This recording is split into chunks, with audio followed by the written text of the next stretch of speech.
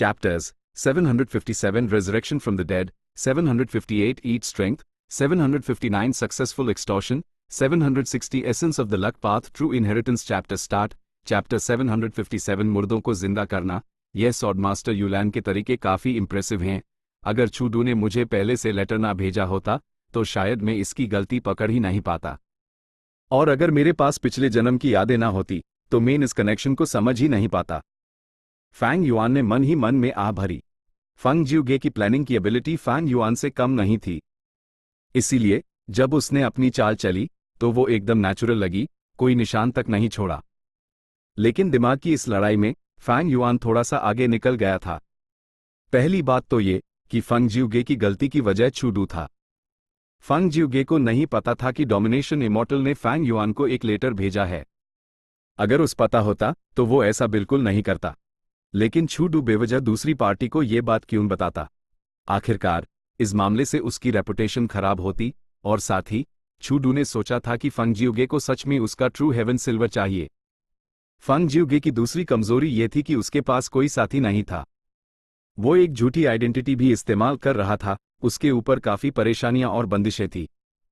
वो Fang yuan जैसा नहीं था जिसकी मदद करने के लिए ताई बाईयून शेंग था, इससे काफी मुश्किलें आसान हो जाती हैं। फंग जिउगे की तीसरी बदकिस्मती ये थी कि उसका दुश्मन फैंग युआन नॉर्मल नहीं था, वो एक पुनर्जन्म लेने वाला इंसान था। अपने पिछले जन्म की यादों के साथ, भले हाई यूज सच ना पता हो, वो हुई बड़ी बड़ी घटनाओं के आधार पर कुछ राज का अंदाजा लगा सकता था। फैंग युआन बैठ गया और ताई बाईयून शेंग के साथ बोली लगाते हुए सोचता रहा। सिचुएशन फिर से बदल गई थी। पहले फैंग युआन अंधेरे में था, लेकिन अब यूज सिचुएशन की समझ आ गई थी। उसने सॉडमास्टर यूलैन का मकसद पता लगा लिया था।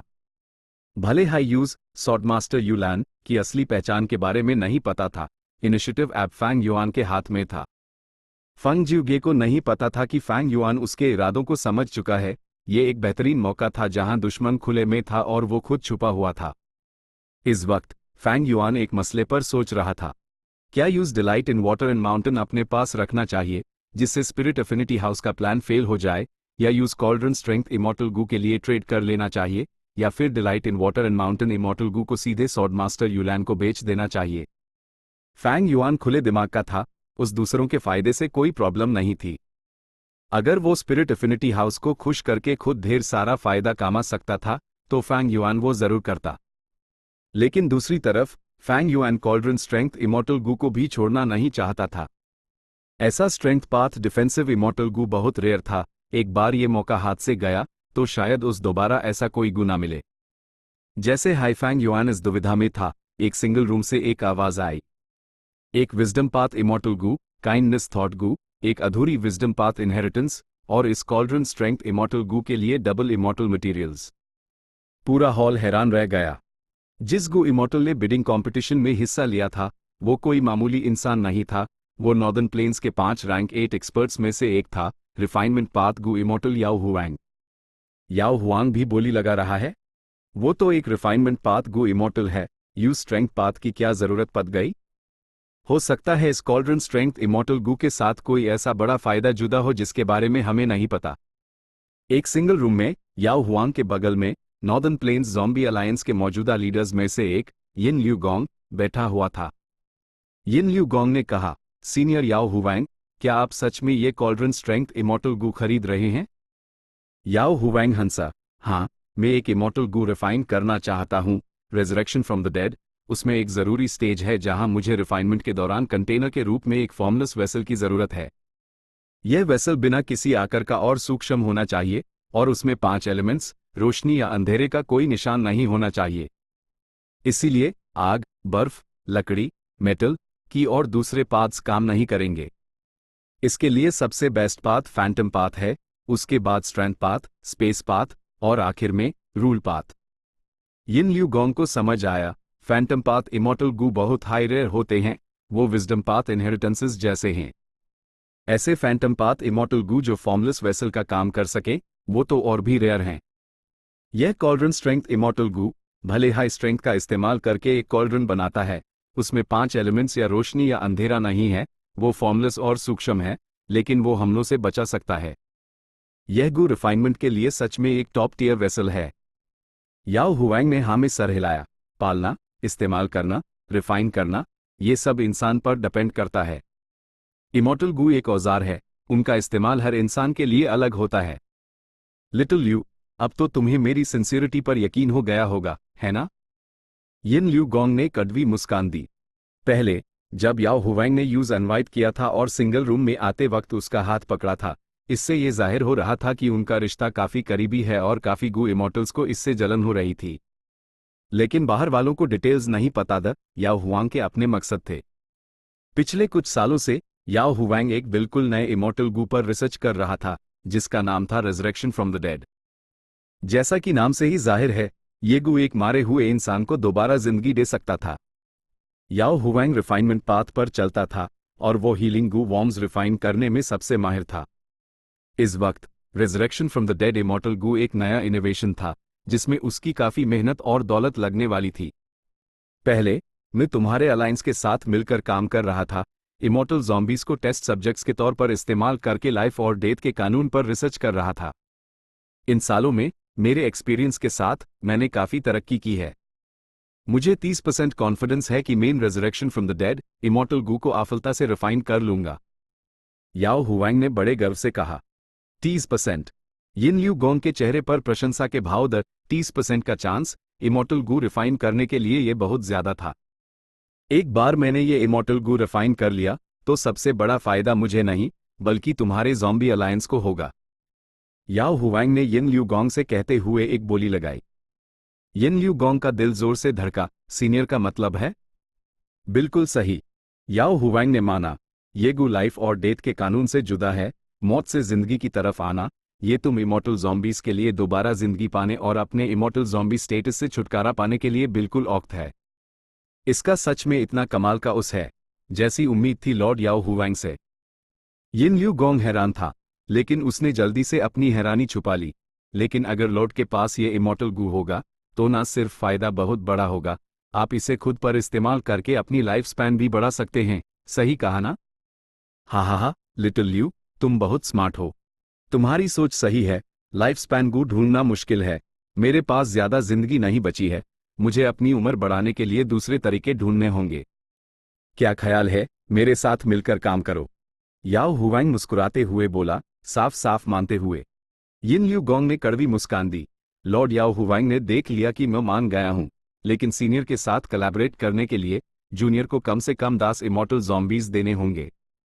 भले हाई मेन ज़ॉम्बी अलायंस के लीडर्स में से एक हूं, अभी भी 2 और हैं। हम तीनों मिलकर भी सिर्फ northern plains zombie alliance branch को संभालते हैं।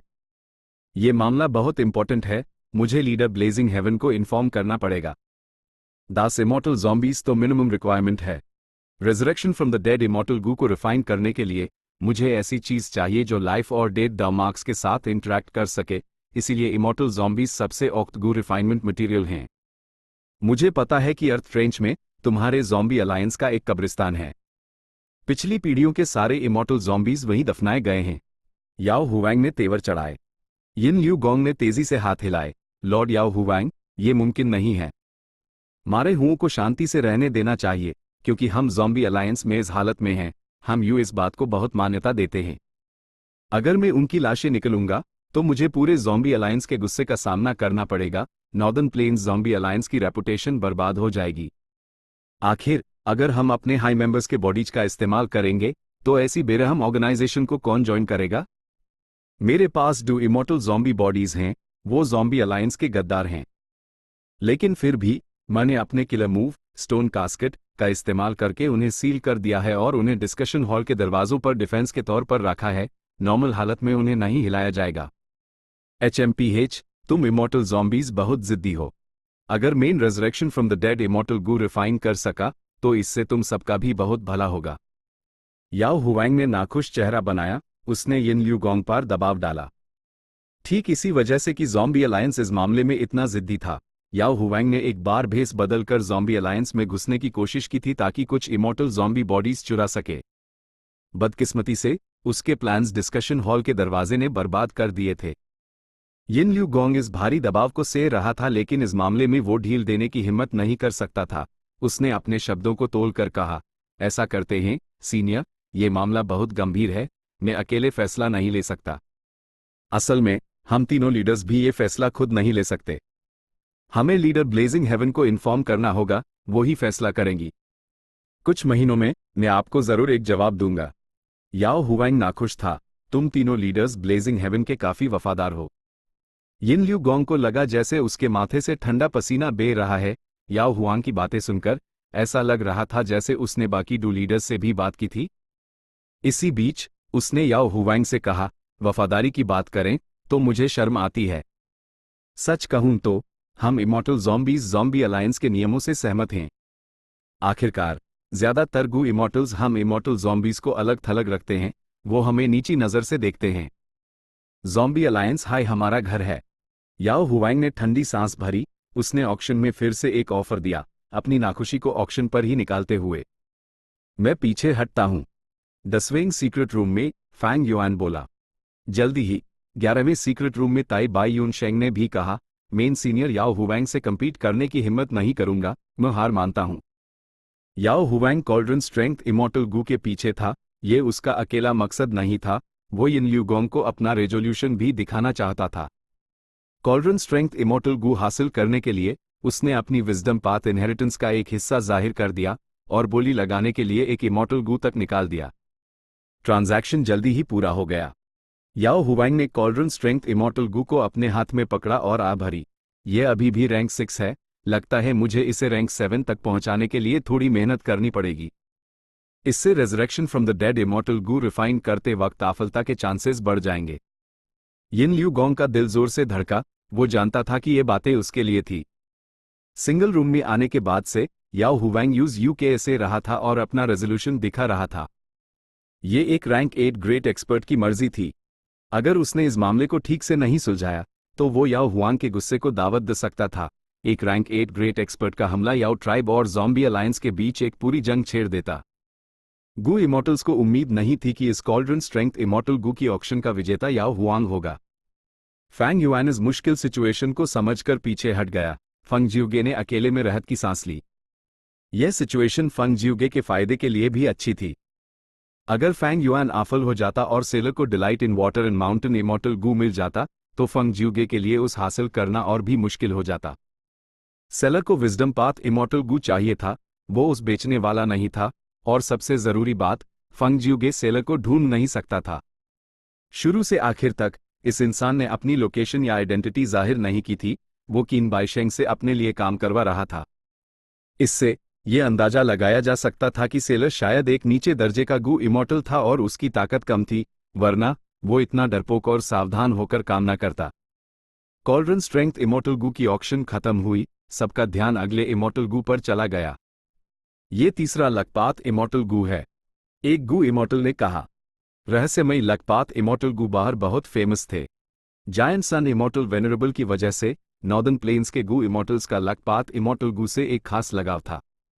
दूसरे लकपात इमॉर्टल गू का नाम पीच ब्लॉसम लक था, वो एक ऊंची कीमत पर बिका था। ए फ्लैट जो लकपात इमॉर्टल गू ऑक्शन के लिए था उसका नाम गुड लक था। ये एक स्टोरेज इमॉर्टल गू था जो स्वर्ग और पृथ्वी से बिखरी हुई सारी मालिक रहित अच्छी किस्मत को इकट्ठा और स्टोर कर सकता था। सेलर को एक फायर पाथ इमॉर्टल गू चाहिए था। गू इमॉर्टल्स इसके लिए लड़ पड़े। आखिरकार एक ऊंची कीमत पर सौदा तय हुआ।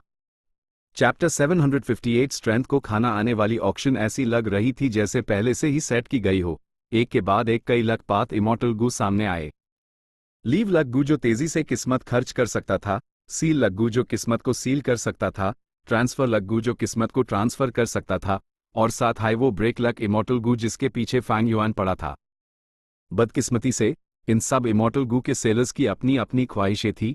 उन्होंने मेटल, वुड, वाटर, फायर, अर्थ और दूसरे मेनस्ट्रीम पाथ्स के इमॉर्टल गू मांगे। यह फैंग युआन की एक कमजोरी थी। अगर वो इस बेसिक रिक्वायरमेंट को पूरा नहीं कर सकता था तो वो बिडिंग में शामिल भी नहीं हो सकता था। फैंग युआन ने पहले लकपात के हाथों नुकसान उठाया था, लेकिन यूज लकपात से काफी फायदा भी हुआ था। वो सिचुएशन को देखना चाहता था और देखना चाहता था कि क्या वो कुछ लकपात इमॉर्टल गू हासिल कर सकता है, लेकिन अब ऐसा लग रहा था कि उसके पास कोई चांस हाई नहीं है। सबसे अफसोस की बात यह थी कि उसने ब्रेक लक इमॉर्टल गू को बाल बाल मिस कर दिया। फैंग युआन ने पहले high connect luck immortal Gu हासिल कर लिया था, वो ब्रेक लक इमॉर्टल गू के साथ मिलकर काम कर सकता था। लेकिन बदकिस्मती से उस पाने का मौका उसके हाथ से नाकामयाबी से निकल गया। यह ऑक्शन खास उसके लिए नहीं रखी गई थी। फैंग युआन को फायदा हुआ तो जाहिर है कि उसने मौके भी गंवाए। अगला इमॉर्टल गू एक rank 7 luck path immortal Gu है। इसका नाम है कैलेमिटी बेकनिंग। आखिरकार कैलेमिटी बेकनिंग इमॉर्टल गू की नीलामी का वक्त आ गया। कीन बाइशेंग ने धीरे से इसका परिचय देते हुए कहा। रैंक 7 इमॉर्टल गू काफी रेयर थे। ऑक्शन में ज्यादातर इमॉर्टल गू रैंक 6 के थे। भले ही सिर्फ एक रैंक का फर्क था, उनकी कीमत में बहुत बड़ा अंतर था। ऐसा इसलिए था क्योंकि एक रैंक 6 इमॉर्टल गू को रैंक 7 तक बढ़ाने का चांस बहुत कम था और रिफाइनमेंट का खर्चा बहुत ज्यादा था। जहां तक रैंक 8 इमॉर्टल गू की बात है, वो इस ऑक्शन में नजर नहीं आए। हॉल में मौजूद गू इमॉर्टल्स ने सुना कि ये एक रैंक 7 इमॉर्टल गू है तो उन्होंने थोड़ी दिलचस्पी दिखाई। वो उम्मीद भरी नजरों से देखने लगे। लेकिन कैलेमिटी बेकनिंग इमॉर्टल गू के इस्तेमाल के बारे में जानने के बाद अन सबने अपने सर हिला दिए। कैलेमिटी बेकनिंग इमॉर्टल गू का इस्तेमाल खुद को नुकसान पहुंचाकर दूसरों की मदद करना था, किसी दूसरे इंसान को मुसीबत से गुजरने में मदद करना और यूएस आफत या मुसीबत को अपनी तरफ खींच लेना। दूसरों को बचाने के लिए खुद को कुर्बान करना ये नामुमकिन नहीं था, लेकिन अक्सर इसमें फायदे और लेदे शामिल होते थे। कैलेमिटी बेकनिंग इमॉर्टल गू की डिमांड जीरो नहीं थी। कुछ बड़ी फोर्सेस को इसकी जरूरत अपने मेंबर्स की मदद के लिए थी। इसके अलावा कुछ गू इमॉर्टल्स को लगा कि वो इस गू का इस्तेमाल करके दूसरों की मदद कर सकते हैं और उससे कुछ मुनाफा कमा सकते हैं। लेकिन फैंग युआन को एक रैंक 7 स्ट्रेंथ पाथ इमॉर्टल गू चाहिए था। पूरे ऑक्शन हॉल में किसी ने भी ऑफर नहीं किया। फैंग युआन ने देखा कि सिचुएशन ठीक नहीं जा रही। उसने तुरंत कीन बाइशेंग को इन्फॉर्म किया कि वो इसके बदले में रैंक 7 टाइम पाथ इमॉर्टल गू भी ले सकते हैं, लेकिन कोई रिस्पॉन्स नहीं आया।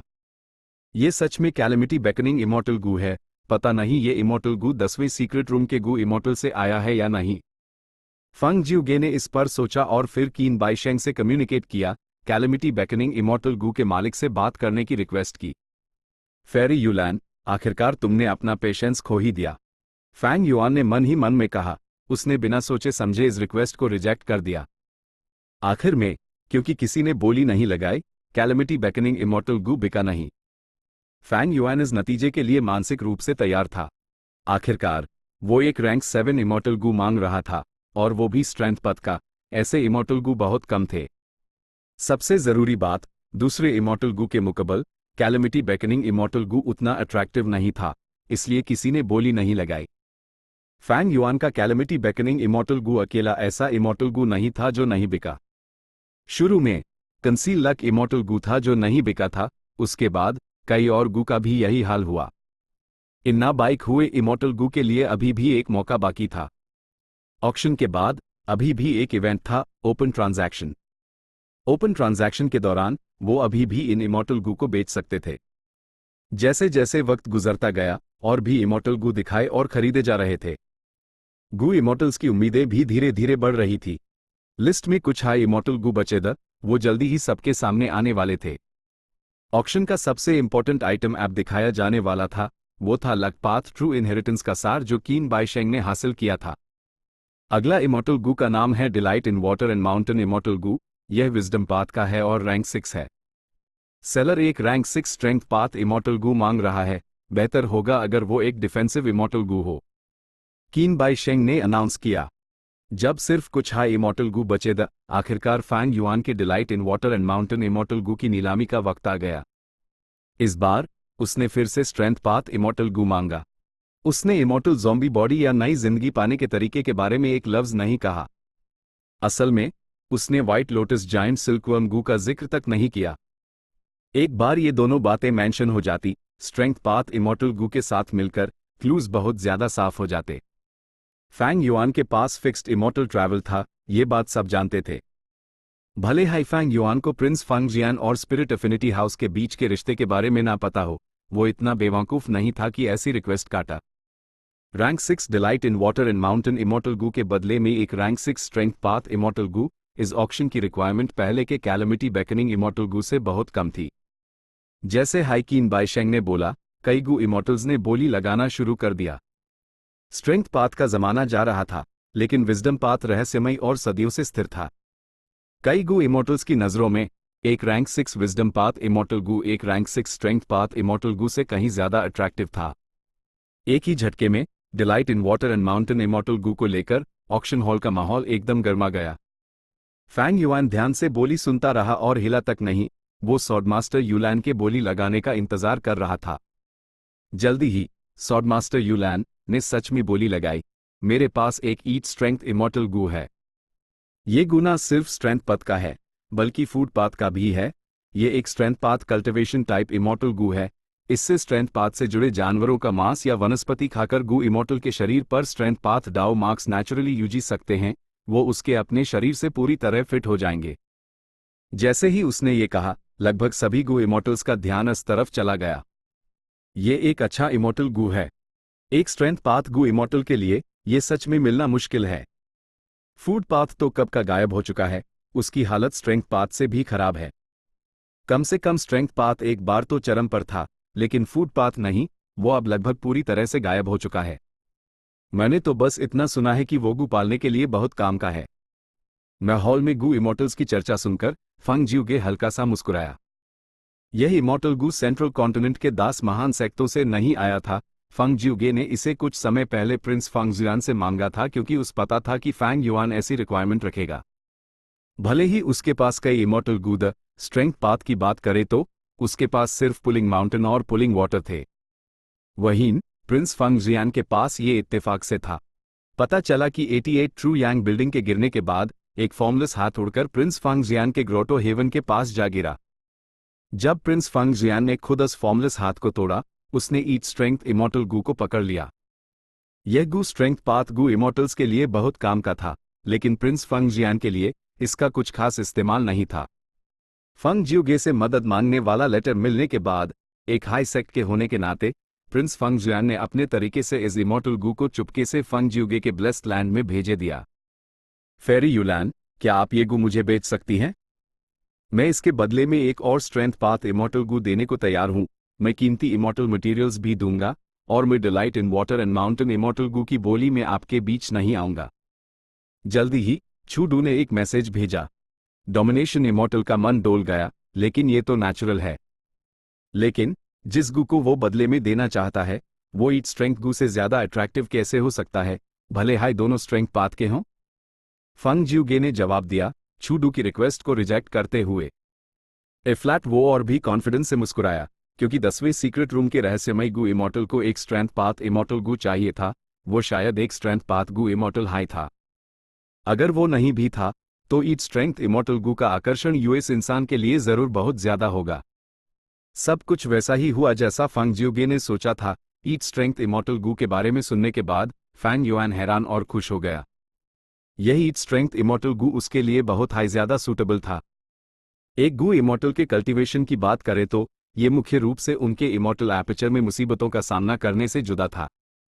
हर सफल मुसीबत के साथ गू इमॉर्टल के शरीर में उनके अपने पथ के डाउ मार्क्स बढ़ जाते थे। एक गू इमॉर्टल के शरीर पर जितने ज्यादा डाउ मार्क्स होते, वो स्वर्ग और पृथ्वी के उतने ही करीब होते और महान डाउ के नियमों के उतने ही करीब। मुसीबत जितनी मजबूत होती, यूज पूरा करने के बाद अन पर उतने ही ज्यादा डाउ मार्क्स बन जाते।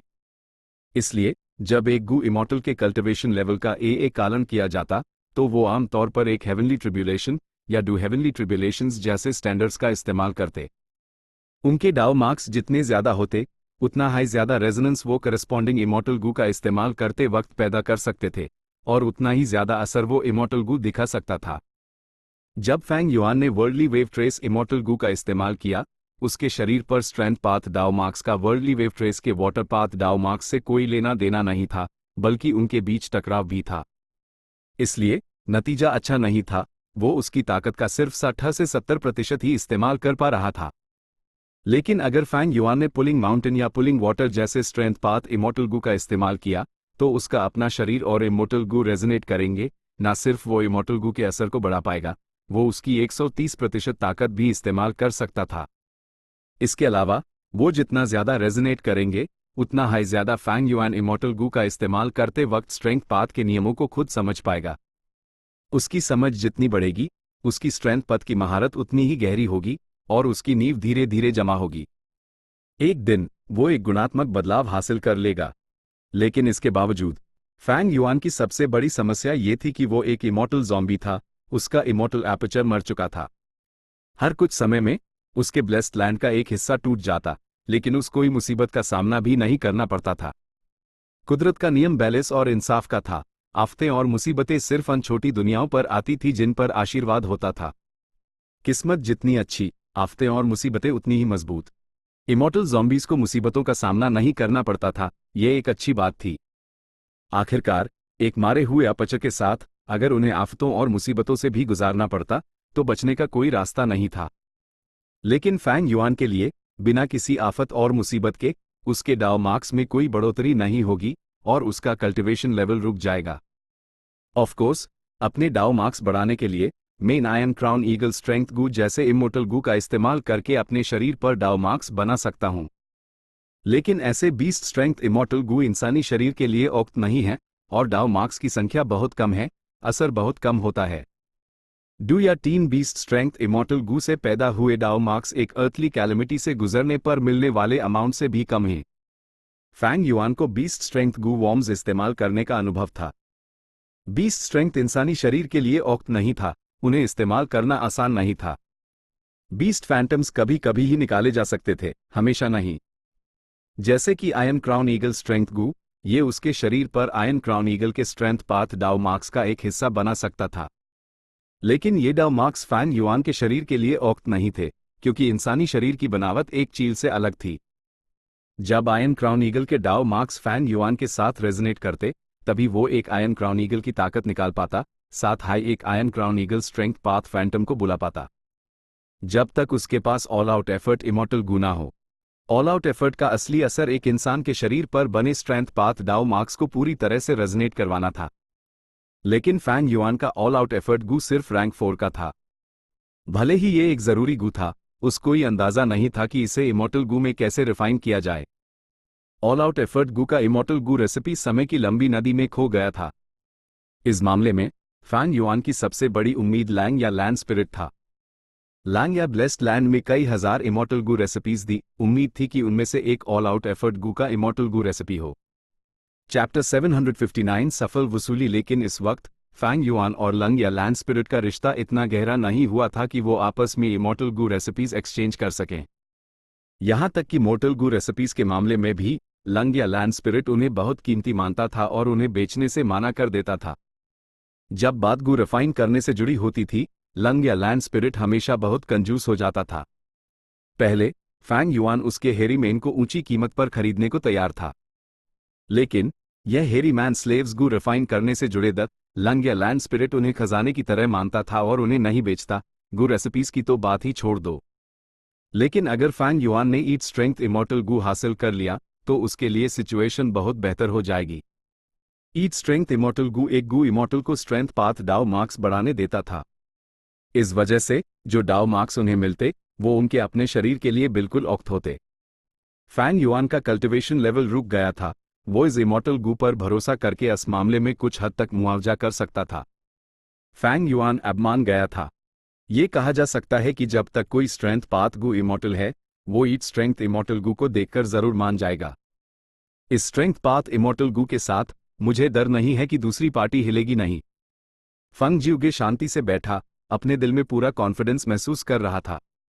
एक बार ये गू सामने आया तो लगभग सभी कंपेटिटर्स के बिड्स इस इमॉर्टल गू के सामने बहुत कमजोर लग रहे थे। जब तक कोई बेवकूफ ना हो, वो ईट स्ट्रेंथ इमॉर्टल गू के फायदे देख सकता था। अगर मैंने गलती नहीं पकड़ी होती तो शायद मैंने इस गू के लिए अब तक ट्रेड कर लिया होता। तुम्हारे लिए अफसोस है। फैंग युआन मन हाई मन में ठंडी हंसी हंस रहा था। इस वक्त टेस्विंग सीक्रेट रूम से किसी ने एक कीमत बताई, एक iron crown eagle strength immortal Gu और 15 बूंदे immortal material rule eye blood की। ये आवाज सुनकर फैंग युआन की मुस्कान और चौड़ी हो गई।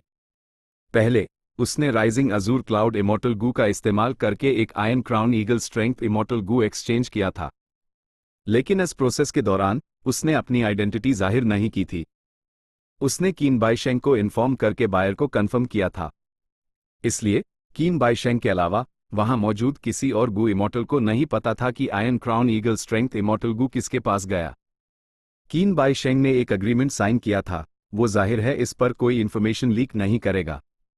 इसलिए फैंग युआन इसे आज़ादी से बोली लगाने के लिए इस्तेमाल कर सकता था।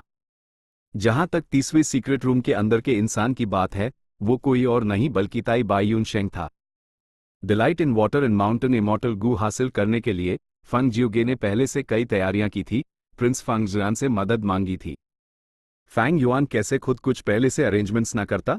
उसने पहले हाइकिन बाईशेंग से पूछ लिया था और चुपके से ताई बाई यून शेंग का रूम एक दूसरे सीक्रेट रूम में बदल दिया था।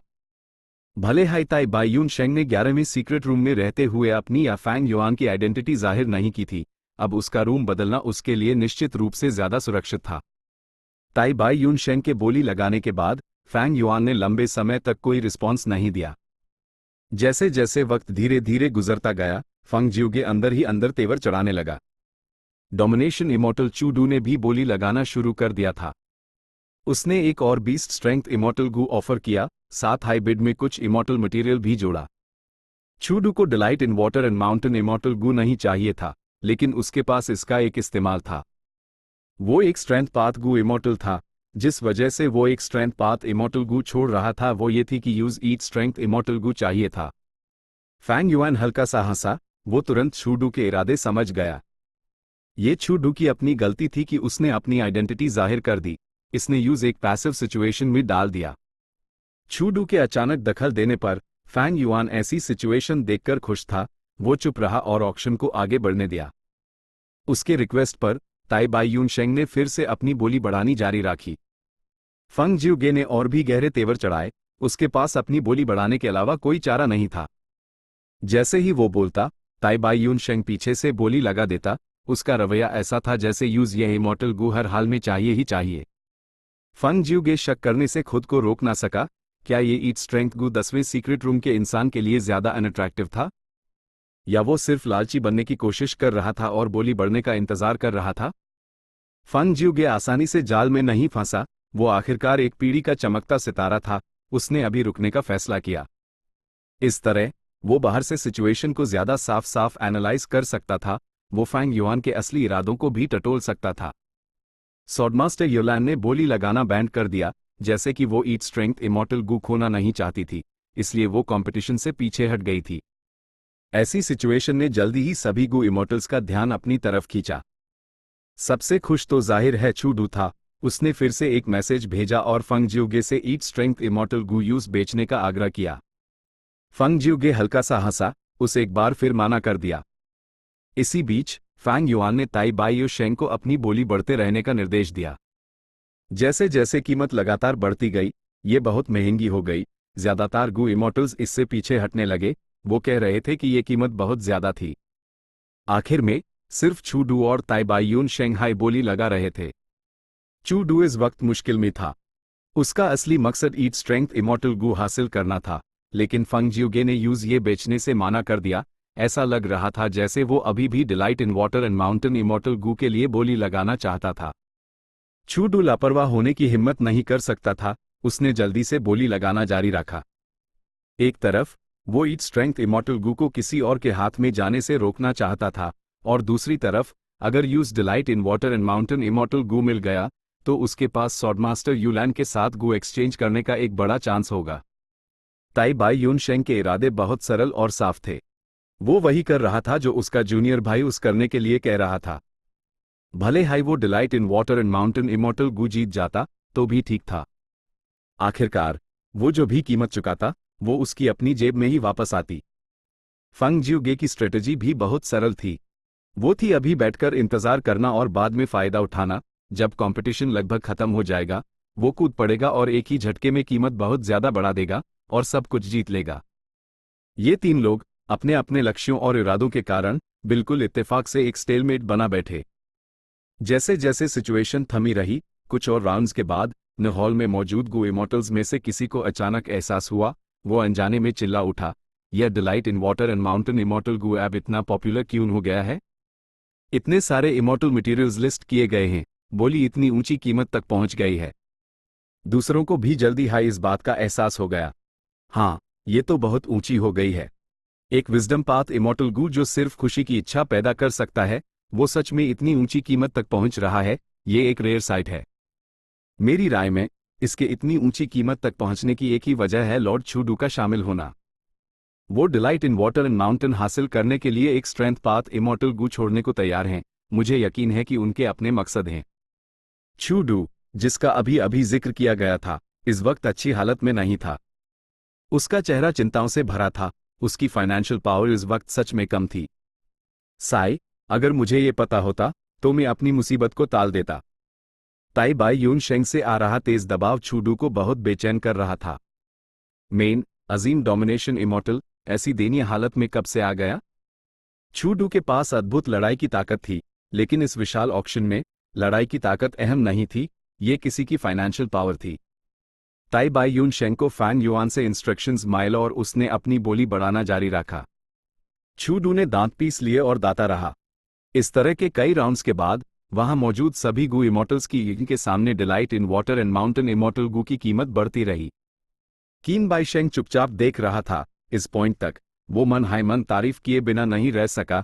ये शाह हुआंग एक इमॉर्टल ज़ॉम्बी होने के बावजूद सच में एक शानदार इंसान है। वो सिंपल नहीं है।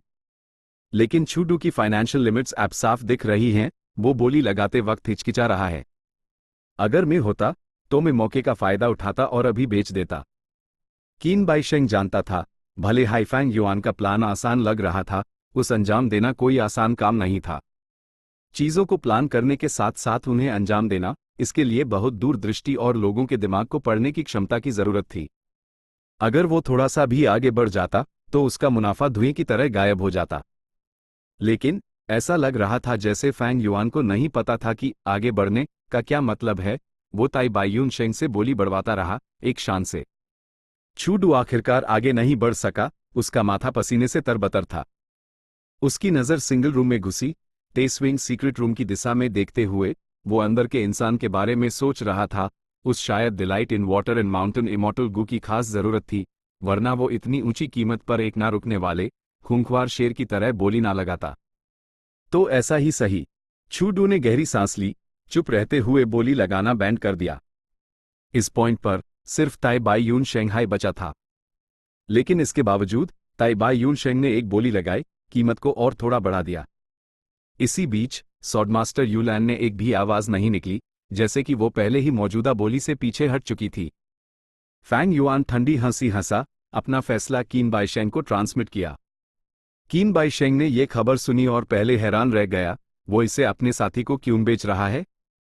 लेकिन वो जल्दी ही समझ गया कि शायद शाह हुआंग और बाई शेंग उतने करीब नहीं थे जितने वो दिख रहे थे। उसने इस बारे में सोचा और उसका दिमाग साफ हो गया। लेकिन गहराई में उस अभी भी लगा कि कुछ अजीब हो रहा है। कीन बाई शेंग ने मन ही मन सर हिलाया। वो स्टेज पर था और उसके पास वक्त बर्बाद करने के लिए नहीं था। उसने अनाउंस किया, 23वां सीक्रेट रूम, एक बार। थोड़ी देर रुकने के बाद उसने जारी रखा, 23वां सीक्रेट रूम, 2 बार। मैं हॉल में गू इमॉर्टल्स आपस में धीरे से बात कर रहे थे। लगता है इस राउंड का विजेता 23वां सीक्रेट रूम है। हाँ, उन्हें delight in water and mountain में काफी इंटरेस्ट लगता है। डोमिनेशन इमॉर्टल के पीछे हटने के बाद भी उसने अकेले बोली बढ़ाना जारी रखा। उसका मकसद थोड़ी दूरी बनाना था और सेलर को आखिरी पाल में इमॉर्टल गू डोमिनेशन इमॉर्टल को बेचने के इरादे से रोकना था। ये कीमत सच में बहुत ऊंची है। कई इमॉर्टल मटेरियल्स मुझे लालच दे रहे हैं। सोचना कि ऑक्शन के अंत की तरफ अभी भी इतनी ऊंची कीमत पर बेचा जा रहा है, ये सबसे महंगे ऑक्शन राउंड्स के टॉप 10 में आ सकता है। सिचुएशन ऐप तय हो चुकी थी। फैंग युआन नर्वस होने लगा। उसने अपनी इन्हीं सिकोड़ ली और उसका दिल थोड़ा सा हिला। शायद मेरा पहला एनालिसिस गलत था। 23वां सीक्रेट रूम, 3। कीन बाई शेंग यहीं तक चिल्लाया, इससे पहले कि कोई उस रुकता। फंग जिउगे बोला, ईट स्ट्रेंथ इमॉर्टल गू, और जो 23वां सीक्रेट रूम बोली लगा रहा है उसके ऊपर मैं 400 किलोग्राम रेड रिफाइनमेंट मेटल और जोड़ूंगा। 400 किलोग्राम रेड रिफाइनमेंट मेटल। इसने कीमत को फिर से बढ़ा दिया। ये एक बहुत बड़ी बोली थी, जो उससे भी ज्यादा थी जो ताई बाई यून शेंग ने पहले अपनी अकेले की बोलियों में किया था। सबकी सांसें थम गई। उन्होंने सोचा नहीं था कि आखिरी पाल में इतना बड़ा बदलाव होगा।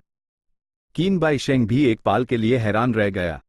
छूडू का चेहरा पीला पड़ गया, लेकिन उसने जल्द ही उदासी से आह भरी।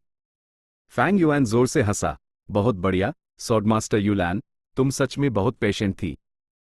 तेस्विंग सीक्रेट रूम से ताई बाई यून शेंग की आवाज सुनाई दी। वो ऐसा लग रहा था जैसे वो अपने प्लान के बर्बाद होने से बेहद नाराज है। उसने गुस्से में बोली लगाना जारी रखा। फंग जिउगे ने मन ही मन कड़वी हंसी हंसी। इतनी देर तक ऑब्जर्व करने के बाद उस पहले ही यकीन हो गया था कि 30वें सीक्रेट रूम के अंदर का इंसान बोली लगाने में सीरियस था। इस बार मेरी किस्मत सच में बहुत खराब थी। जो डू इमॉर्टल गुमेन खरीदना चाहता था, उन दोनों में हाई सख्त कंपेटिटर्स माइल। सबसे जरूरी बात, यह दोनों कंपेटिटर्स बहुत अमीर और दौलतमंद थे। नहीं, ऑक्शन ने सीक्रेट रूम्स बदलने से माना नहीं किया था। एक और संभावना है कि सारे सीक्रेट रूम्स एक हाई इंसान के हैं। शायद यूज वाटर पवेलियन के मामले के बारे में पता है। आखिरकार मो याओ ने एक इनहेरिटेंस छोड़ी थी, या शायद सेंट्रल कॉन्टिनेंट के बाकी 9 सेक्ट हैं जो नहीं चाहते कि मेरा स्पिरिट एफिनिटी हाउस दोबारा हासिल करे। फंग जिउगे बहुत होशियार इंसान था, लेकिन होशियार लोग अक्सर चीजों को ज्यादा सोचते हैं।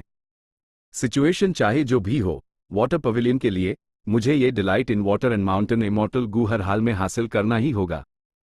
फंग जिउगे ने जल्दी से अपना मन बना लिया, फिर से बोली लगाते हुए।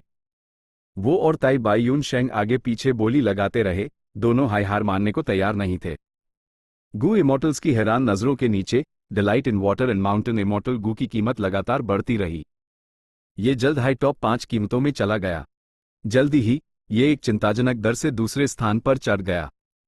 सबसे ऊंची कीमत जाहिर है फंग जिउगे की डू के बदले एक एक्सचेंज थी जिससे उसने फैंग युआन का वर्ल्डली वेव ट्रेस इमॉर्टल गू खरीदा था। कहीं मुझे फिर से 2 के बदले एक एक्सचेंज तो नहीं करना पड़ेगा? फंग जिउगे का चेहरा ठंडा और गंभीर था। आखिरकार उसने वो महसूस किया जो छूडू पहले महसूस कर रहा था। ये एक जबरदस्त दबाव था जो यूएस पर लगातार डाला जा रहा था। वो चाहे जितनी भी कीमत की बोली लगाता, तेस्विंग सीक्रेट रूम का इंसान तुरंत उससे ऊंची कीमत की बोली लगा देता। फंग जिउगे अब बैठ नहीं सका, वो अपने सीक्रेट रूम में इधर उधर टहलने लगा। अगर 2 के बदले एक एक्सचेंज से उस जीत की गारंटी मिलती तो वो दांत पीस कर भी वो करता। लेकिन उस अपने अंदर कुछ अजीब सा महसूस हो रहा था, फिर भी वो साफ साफ नहीं बता सकता था कि प्रॉब्लम कहां थी। अगर मैं फिर से 2 के बदले एक एक्सचेंज करता हूं तो कोई ध्यान देने वाला इंसान मेरा असली मकसद जान सकता है। भविष्य में जब मेन वाटर हार्मनी गू ढूंढने की कोशिश करूंगा तो ये एक बहुत बड़ी रुकावट बनेगी। फंग जिउगे का टारगेट वाटर पवेलियन था, लेकिन ऑक्शन में 3 कोर इमॉर्टल गू में से सिर्फ डुहाई सामने आए थे। वो जाहिर है वाटर हार्मनी गू भी हासिल करना चाहता था। फंग जिउगे के दिल में अजीब सी फीलिंग यूज थोड़ी बेचैनी भी दे रही थी। वो अपनी सीट पर वापस बैठ गया, आक्रामक होने का फैसला करते हुए। उसने फिर से अपनी बोली लगाई। इस बार उसने सेलर से ये बताने के लिए रिक्वेस्ट की कि उस क्या चाहिए और वो उन मांगों को पूरा करने की कोशिश करेगा। फैंग युआन ने जानबूझकर एक पाल के लिए रुका, ये झूठा प्रभाव देने के लिए कि वो गहरी सोच में है। अगले पाल उसने कीन बाई शेंग को एक नई रिक्वायरमेंट दी, एक पूरी विजडम पाथ इनहेरिटेंस। सबने जोर से हॉन्फी।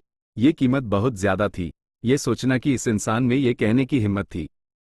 फंग जिउगे हक्का बक्का रह गया। उसके पास सच में एक विजडम पाथ इनहेरिटेंस थी, लेकिन वो अधूरी थी। सेलर ऐसा कर रहा था, क्या वो इमॉर्टल गू को बिकने से रोकने की कोशिश कर रहे थे? ताई बाई यून शेंग ने जल्दी से चिल्लाया, मेरे हाथों में एक अधूरी विजडम पाथ इनहेरिटेंस है। फंग जिउगे ने तेजी से पीछा किया, एक अधूरी विजडम पाथ इनहेरिटेंस, मेरे पास भी वो है। ताई बाई यून शेंग ने ठंडी सांस भरी, उसने जारी रखा, सेलर से निवेदन है कि वो एक और रिक्वेस्ट बताए, प्लीज। गू इमॉर्टल ने एक दूसरे को देखा, क्या उन्होंने गलत सुना? कीमत अभी और बढ़ने वाली थी। कीन बाई शेंग एक पल के लिए शांत रहा और फिर फैंग युआन के लिए जवाब दिया, सेलर एक ऐसा किलर मूव मांग रहा है जो किसी की पहचान छुपा सके, जो बेहतर होगा वही जीतेगा। फंग जिउगे का दिल आका गया। सेलर ने ऐसा कहा, वो साफ साफ डिस्गाइज करने वाले किलर मूव पर ज्यादा जोर दे रहे थे। ताई बाई यून शेंग ने जल्दी से कहा, मेरे पास एक पूरा किलर मूव है, भले ही वो एक मोर्टल किलर मूव है। वो थीविंग हेवन डेमन वेनरेबल से निकला है। इसका नाम है unfamiliar face. Unfamiliar face? Thieving heaven demon venerable. The hall में एक बड़ा हंगामा मच गया। फंग जिउगे के माथे पर पसीना आ गया। उसके हाथ उसकी सीट के हैंडल को मजबूती से पकड़े हुए थे और उसकी नज़र चिंता से चमक रही थी। वो एक पाल के लिए हिचकिचाया और फिर चिल्लाया, मेरे पास एक किलर मूव है, ये एक अधूरा इमॉर्टल मूव है, थीविंग हेवन डेमन वेनरेबल से निकला है, जिसे कहते हैं वेगली फेमिलियर फेस। सब हैरानी से चिल्ला उठे। फैंग युआन जोश में अपनी सीट से खड़ा हो गया, उसकी आंखें चमक रही थी। लगता है मेरे पिछले जन्म की अफवाहें बेबुनियाद नहीं थी। स्पिरिट एफिनिटी हाउस के पास सच में immortal killer move vaguely familiar face है। स्पिरिट एफिनिटी हाउस के पास कई अच्छी चीजें थी, लेकिन उनके ज्यादातर सिग्नेचर कलेक्शन को जबरदस्ती नहीं लिया जा सकता था। एक बार वो ऐसा करता, दूसरी पार्टी तुरंत मामला समझ जाती। इसके अलावा यह किलर मूव फैंग युआन के लिए सबसे ज्यादा काम का था। उसके पिछले जन्म में भी स्पिरिट एफिनिटी हाउस के पास killer move vaguely familiar face था, लेकिन उन्होंने इसके बारे में कोई जानकारी नहीं फैलाई थी। 5 रीजन्स की केओटिक वॉर के दौरान जब जासूस बहुत थे, वो दुश्मन के इलाकों में घुसे और कई फायदे हासिल किए। कई बार के बाद दुश्मनों और सहयोगी दलों के गू इमॉर्टल्स ने एनालाइज करना जारी रखा और कंफर्म किया कि यह killer move vaguely familiar face high था, लेकिन स्पिरिट एफिनिटी हाउस ने इसे मानने से इनकार कर दिया। आखिरकार दास महान प्राचीन सेक्टों में से एक होने के नाते राइचस पाथ के नेता एक डेमन वेनरेबल का किलर मूव इस्तेमाल करना उनकी रेपुटेशन को नुकसान पहुंचता। जो बात फैंग युआन नहीं जानता था वो ये थी कि यह इमॉर्टल किलर मूव फंग जिउगे का था। अपने पिछले जन्म में फंग जिउगे ने यह किलर मूव अपने सेक्ट को कंट्रीब्यूट किया था, इसलिए उसके पिछले जन्म की अफवाहें शुरू हुई थी। फैंग युआन को यह सच नहीं पता था और उसने अंदाजा नहीं लगाया था कि बोली लगाने वाला इंसान फंग जिउगे था। लेकिन इससे यूस किलर मूव की वसूली करने से कोई नहीं रोक सका। ऑफ कोर्स फंग जिउगे पूरा complete immortal killer move Fang Yuan को नहीं देने वाला था, लेकिन एक अधूरा immortal killer move mortal killer move unfamiliar face से कहीं बेहतर था। फैंग युआन ने मौके पर हाई कंफर्म किया, delight in water and mountain immortal Gu को स्वॉर्डमास्टर यू लैन को बेच दिया। इस तरह न सिर्फ उस एक भारी मात्रा में इमॉर्टल मटेरियल्स माइल, जिससे उसकी आधी लिस्ट भर गई, यूज ईट स्ट्रेंथ इमॉर्टल गू, एक अधूरी विजडम पाथ इनहेरिटेंस और साथ हाई अधूरा immortal killer move vaguely familiar face भी मिला। चैप्टर 760 किस्मत के पथ की असली विरासत का सार फैंग युआन और फंग जिउगे ने जल्दी से कनेक्ट किया और ट्रांजैक्शन पूरा किया। किन बाइशेंग ने पहले ही अगले इमॉर्टल गू की नीलामी शुरू कर दी थी। फंग जिउगे अपने हाथों में delight in water and mountain immortal Gu को देखते हुए एक्सप्रेशनलेस था, उसकी नजर थोड़ी सी झिलमिलाई। जो अजीब सा एहसास यूज हो रहा था वो अभी भी वहीं था। बार बार उलझनों के बाद आखिरकार मैंने ये इमॉर्टल गू हासिल कर लिया। भले ही मुझे काफी कुछ खर्च करना पड़ा, लेकिन सेक्ट के मिशंस के रिवॉर्ड्स को देखते हुए वो इसे कवर करने के लिए काफी होने चाहिए और शायद उससे भी ज्यादा। ईट स्ट्रेंथ इमॉर्टल गू बेशक कीमती हो सकता है, लेकिन इसका इस्तेमाल सिर्फ स्ट्रेंथ पाथ गू इमॉर्टल्स के लिए है। भले ही मुझे वेगली फेमिलियर फेस को कुर्बान करना पड़ा, वो उसका सिर्फ एक हिस्सा था। भले ही मुझे पूरा वर्जन देना पड़ता, कोर इमॉर्टल गू अभी भी मेरे पास हैं, इसलिए मुझे दूसरी तरफ से इसके इस्तेमाल का डर नहीं है। फंग जिउगे ने थोड़ी देर सोचा, उसका चेहरा धीरे धीरे शांत हो गया। मैं हॉल में कई गू इमॉर्टल्स इमॉर्टल गू के लिए बोली लगा रहे थे, जबकि फैंग युआन फंग जिउगे की तरह ही उसका ध्यान प्लेटफॉर्म पर नहीं था, बल्कि उस सामान पर था जो उसने हासिल किया था। फंग जिउगे ने अपनी मर्जी से ईट स्ट्रेंथ इमॉर्टल गू को छोड़ दिया था, इसलिए फैंग युआन यूज आसानी से रिफाइन करके अपने इमॉर्टल एपर्चर में स्टोर कर सका। ये अधूरी wisdom path inheritance Fang Yuan की मलिशियस थॉट इनहेरिटेंस से थोड़ी ज्यादा पूरी थी। इसमें रैंक 1 से रैंक 5 तक के मेमोरी थॉट गू के गू रेसिपीज दी और रेमिनिसेंस इमॉर्टल गू के लिए एक इमॉर्टल गू रेसिपी, साथ ही कई मॉर्टल किलर मूव्स भी थे। यह मेमोरी थॉट गू मेरे लिए काफी औक्त है। मैं अपने पिछले जन्म की यादें सिर्फ मोटे तौर पर याद कर सकता हूं, इस गू की मदद से मैं शायद और साफ साफ याद कर पाऊंगा।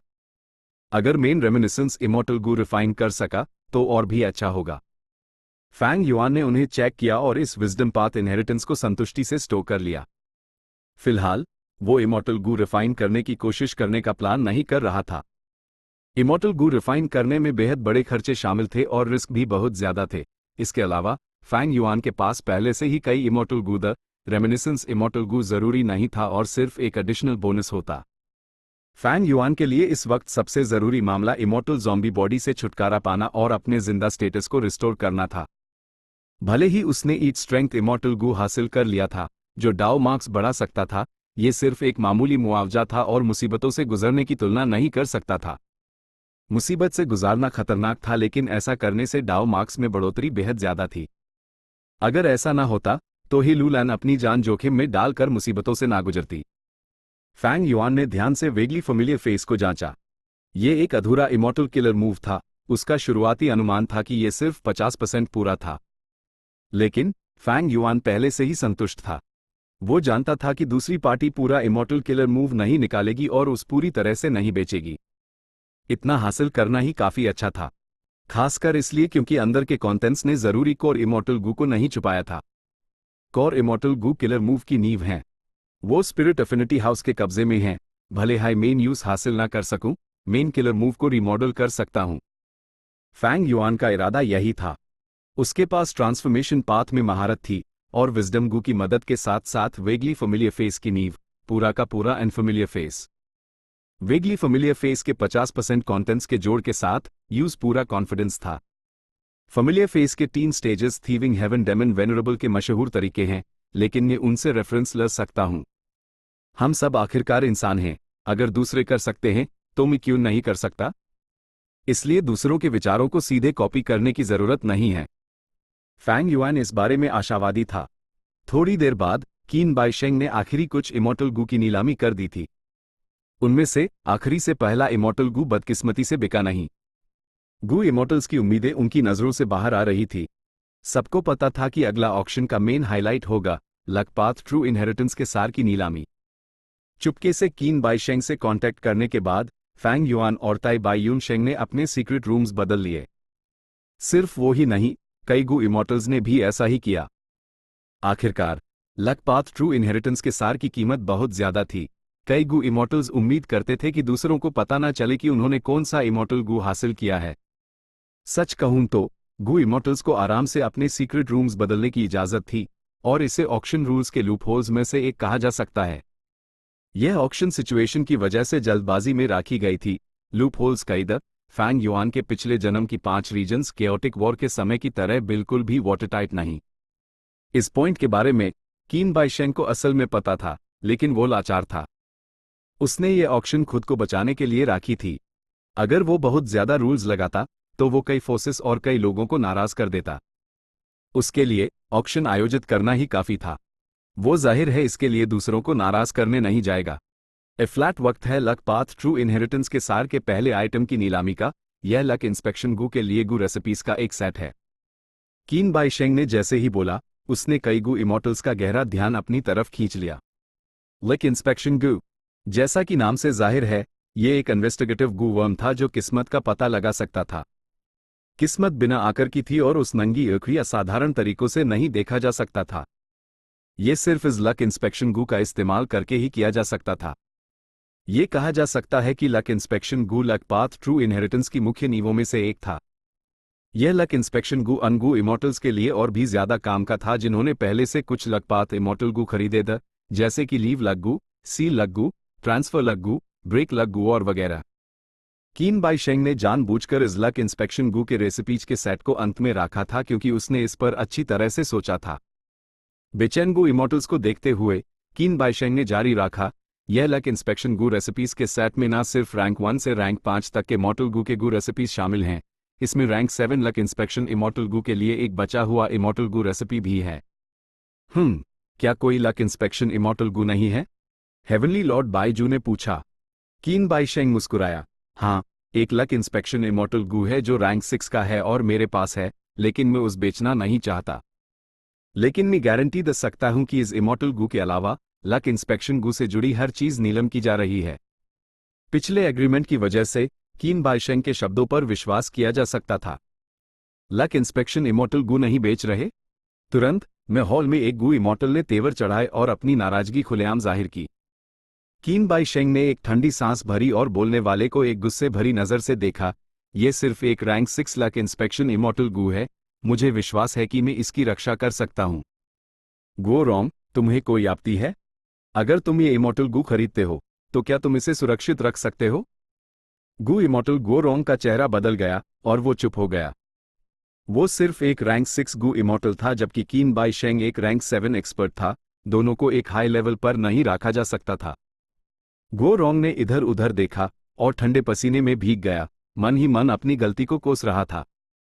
वो सबकी ताकत का इस्तेमाल करके कीन बाइशेंग को मजबूर करना चाहता था, लेकिन दूसरे गू इमॉर्टल्स सिर्फ दर्शकों की तरह देख रहे थे। कीन बाइशेंग को सच में ऑक्शन आयोजित करने के लिए मजबूर किया गया था, लेकिन उसके पास अभी भी एक rank 6 luck inspection immortal Gu को सुरक्षित रखने की क्षमता थी। उसकी ताकत ने उस ऐसा करने की इजाजत दी। इस छोटी सी घटना के बाद कीन बाइशेंग ने ट्रेड के लिए रिक्वायरमेंट्स लिस्ट की। क्योंकि इसमें इमॉर्टल गू शामिल नहीं है, आप इसके बदले में कोई भी रिसोर्स इस्तेमाल कर सकते हैं, चाहे वो इमॉर्टल एसेंस स्टोन्स हो या लिस्ट में दिए गए इमॉर्टल मटेरियल्स। ऐसा कहते हुए उसने एक लिस्ट निकाली। लिस्ट पर दर्जन भर इमॉर्टल मटेरियल्स का जिक्र था और उनकी मात्र की रिक्वायरमेंट्स यूटीएनआई ऊंची नहीं थी, जैसे कि फैंग युआन ने पहले जो चौंका देने वाली लिस्ट लाई थी। कीन बाई शेंग गू रिफाइनमेंट में माहिर नहीं था। गू रिफाइनमेंट बेहद बड़े रिसोर्सेस खर्च करता था। बहुत कम अकेले कल्टिवेटर्स इस राह पर जाते थे जब तक कि उनके पास बेहद ऊंचा टैलेंट ना हो। फैंग युआन ने अंदाजा लगाया कि ये इमॉर्टल मटेरियल्स बहुत संभव है कि इमॉर्टल गू के लिए भोजन थे। ऑक्शन एक बेहद तनावपूर्ण माहौल के साथ शुरू हुई। क्योंकि इसमें इमॉर्टल गू शामिल नहीं था, बोली लगाने की सीमा कम थी और एक पाल के लिए ज्यादातर गू इमॉर्टल्स ने एक के बाद एक बोली लगाई। माहौल में बोली लगाने की आवाजें उठती और गिरती रही। बोली लगाने की गाती को ऑक्शन शुरू होने के बाद से पीक पर कहा जा सकता है। तनावपूर्ण माहौल में कीमत तेजी से बढ़ी। कीन बाई शेंग ये सब मुस्कुराते हुए देख रहा था। जब से उसने ये ऑक्शन आयोजित की थी, उसने जाहिर है ऐसे अरेंजमेंट्स किए थे जो उसके लिए ज्यादा फायदेमंद थे। फैंग युआन ने भी कुछ बार बोली लगाई, लेकिन जल्दी ही दूसरों से आगे निकल गया। मेरे पास एक लक इंस्पेक्शन गू है। बदकिस्मती से मॉर्टल गू इमॉर्टल्स पर असर नहीं करते। इस मॉर्टल गू रेसिपीज के सेट का मेरे लिए कोई फायदा नहीं है। कीन बाई शेंग ने माना है कि उसके पास लक इंस्पेक्शन इमॉर्टल गू है, तो भले हाई मेन रैंक 7 का बचा हुआ रेसिपी हासिल कर लूं और उस पूरा कर लूं, इमॉर्टल गू यूनिक होते हैं। मेन rank 7 luck inspection immortal Gu refine नहीं कर पाऊंगा। फैंग युआन ने समझदारी से बोली लगाना बैंड कर दिया। वो सिर्फ उनमें से एक था जो पीछे हट गए थे। तेज बोली ने जल्द ही एक बड़े समूह को खत्म कर दिया। आखिर में सिर्फ कुछ एक्सपर्ट्स जैसे याओ हुवांग, ईस्टर्न सी का रैंक 8 गू इमॉर्टल, फंग जियोगे और युआन रंगजुनहाई बचे थे। इन सब लोगों में एक बात कॉमन थी, वो सब बड़ी फोर्सेस के सदस्य थे। उनके लिए मॉर्टल लक इंस्पेक्शन गू रैंक 7 के बचे हुए रेसिपी से कहीं ज्यादा अट्रैक्टिव थे। मॉर्टल लक इंस्पेक्शन गू का इस्तेमाल मॉर्टल्स की किस्मत देखने के लिए किया जा सकता था। उनके साथ इन्फोसिस के पास टैलेंट्स को पहचानने का एक बिल्कुल नया मानक होता। एक लंबे समय तक गू मास्टर दुनिया ने एप्टीट्यूड को जांच का मानक माना था।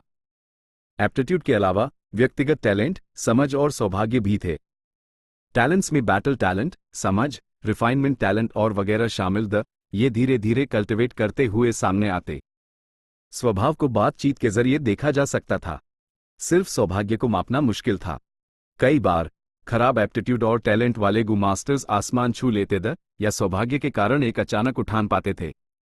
ये एक आम घटना थी, खासकर इस दुनिया में जहां गू मास्टर्स अपनी विरासत छोड़ जाते थे।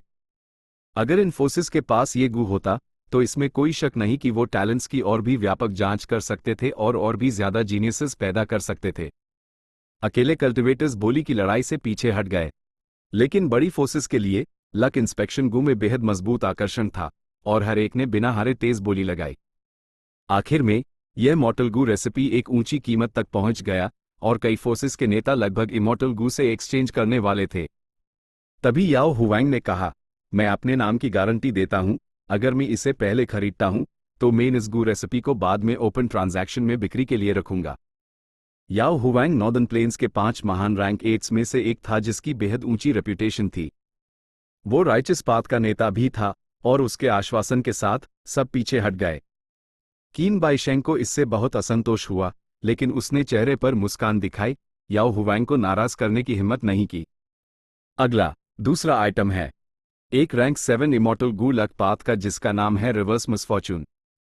जैसा कि नाम से पता चलता है, ये गू एक इंसान की बुरी किस्मत को अच्छी किस्मत में बदल सकता है। कीन बाई शेंग ने जोर से परिचय दिया।